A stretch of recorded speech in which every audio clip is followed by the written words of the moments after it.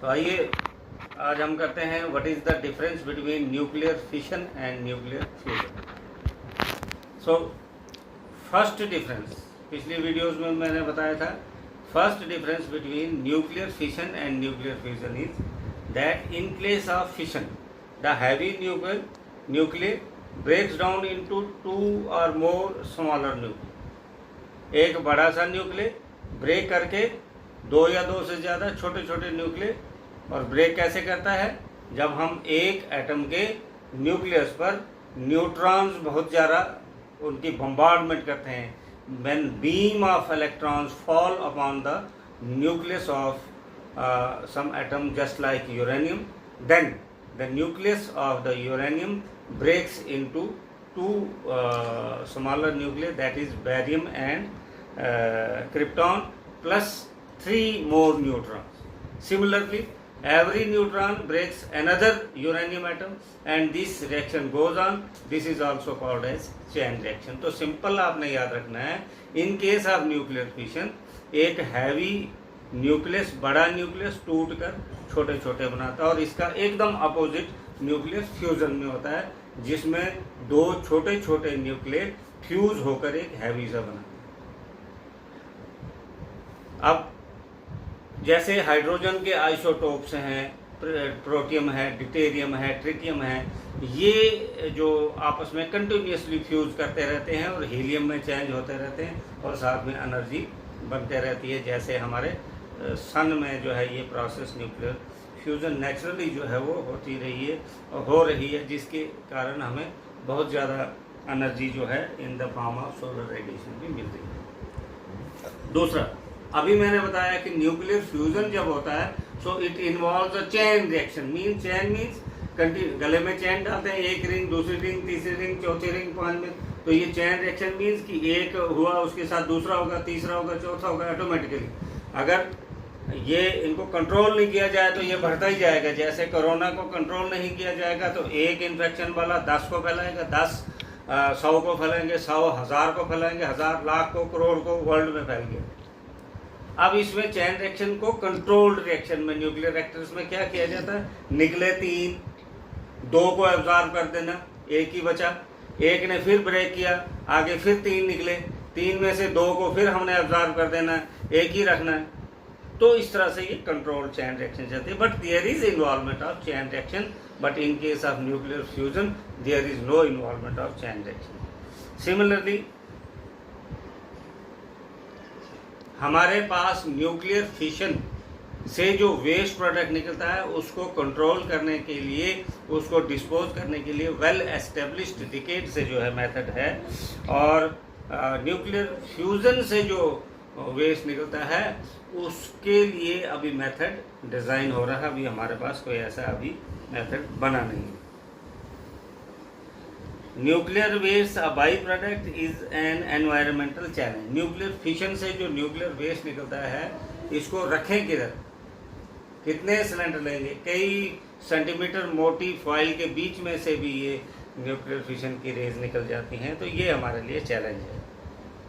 तो इसमें जो है न्यूक्लियर फ्यूजन से कोई न्यूक्लियर वेस्ट निकलता ही नहीं है। रॉ मटेरियल्स लाइक प्लूटोनियम और uranium are scarce and costly. ये पहले रॉ मटेरियल ही नहीं मिलता है जिससे हम न्यूक्लियर फिशन करें, अगर मिलता है बहुत कॉस्टली है। तो रॉ मटेरियल जो है न्यूक्लियर फ्यूजन के लिए इजीली मिल जाता है। अब है कि qualities of a good source, already मैंने आपको बता दिया है कि अच्छा सोर्स वो होता है जो चीप हो, अवेलेबल हो और ट्रांसपोर्टेबल हो, स्टोरेबल हो। दूसरा, उसकी इग्निशन टेम्परेचर लो होना चाहिए, उसका कैलोरीफिक वैल्यू हाई होनी चाहिए, वो बर्निंग पर जो है किसी तरह का एटमॉस्फेरिक पोल्यूशन ना करे। ये क्वालिटीज़ अगर किसी सोर्स में हैं तो उसको हम गुड सोर्स ऑफ एनर्जी कह सकते हैं। सोलर कुकर्स के क्या एडवांटेजेस हैं और क्या डिसएडवांटेजेस हैं? एडवांटेजेस ये हैं कि ये चीप है, इजीली अवेलेबल है, एनवायरनमेंट फ्रेंडली है। मतलब जब हम सोलर कुकर यूज़ करेंगे तो ठीक है, एक बार जो है उसकी कॉस्ट तो है लेकिन सस्ते पड़ते हैं और हर वक्त मिल भी सकते हैं, वातावरण में, एनवायरनमेंट में किसी तरह का पॉल्यूशन नहीं करते हैं।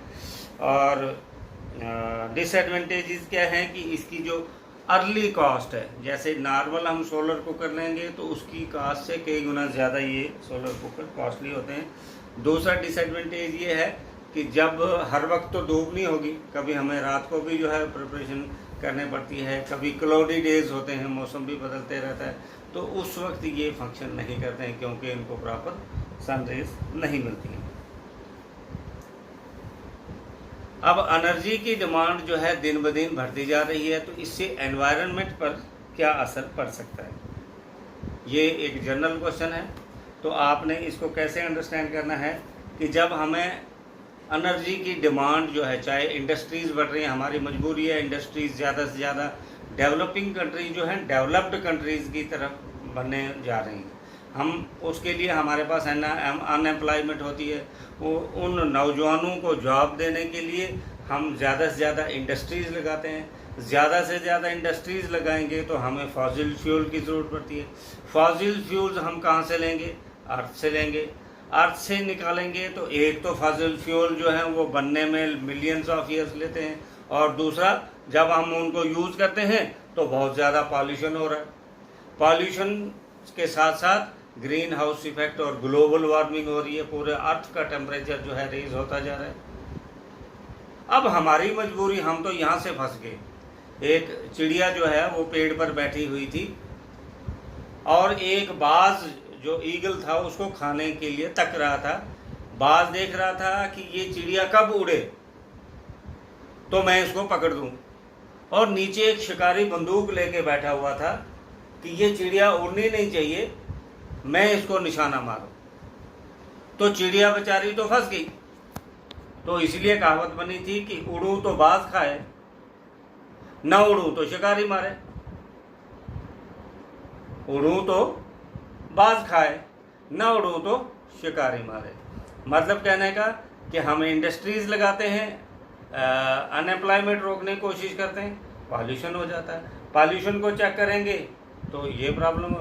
तो ये जो इस वक्त डिमांड बढ़ती जा रही है दिन ब दिन, आज पर कैपिटा जो इंक्रीज हमारी एनर्जी की है वो बढ़ती जा रही है। रीज़न क्या है कि आज पहले एक घर में एक बल्ब से काम हो जाता था, आज एक छोटी मोटी एक्टिविटी से लेकर आज तो हम टमाटर भी जो है पहले चाकू से काट के सब्जी में डालते थे, आज वो भी नहीं डालते। मैंने तो यहाँ पर भी देखा कि सिटीज़ में तो बिल्कुल हद ही है कि पालक की सब्जी भी बनाएंगे, उस पालक को फिर ग्राइंडर में डालते हैं, ग्राइंडर जो है उसको पीसता है, पीसने के बाद बिल्कुल वो उसको लिक्विड बना के फिर उसको तड़का लगा के सब्ज़ी बना रहे हैं लोग। प्याज नहीं काटते हैं, टमाटर नहीं काटते हैं, वो सब ग्राइंडर में। तो ग्राइंडर में पीसने के लिए एनर्जी चाहिए। बाथरूम में भी आजकल जिन लोगों के मॉडर्न बाथरूम हैं उसमें भी आप देखेंगे बहुत ज़्यादा एनर्जी डिमांड जो है एनर्जी की बढ़ती जा रही है, लेकिन प्रोडक्शन उतनी नहीं है, जिससे एनर्जी क्राइसिस होता है। अब अगर हम ये एनर्जी नहीं देंगे तो प्रॉब्लम हो जाएगी। इसलिए बेस्ट इसका तरीका ये है कि हमें सस्टेनेबल डेवलपमेंट की तरफ जाना है, जहाँ इंडस्ट्रीज़ भी लगें लेकिन हम ऐसे सोर्सेज का यूज़ करें जिससे एनवायरनमेंट भी डिग्रेड ना हो और साथ में फ्यूचर जनरेशन के लिए भी वातावरण बचा हुआ रह जाए।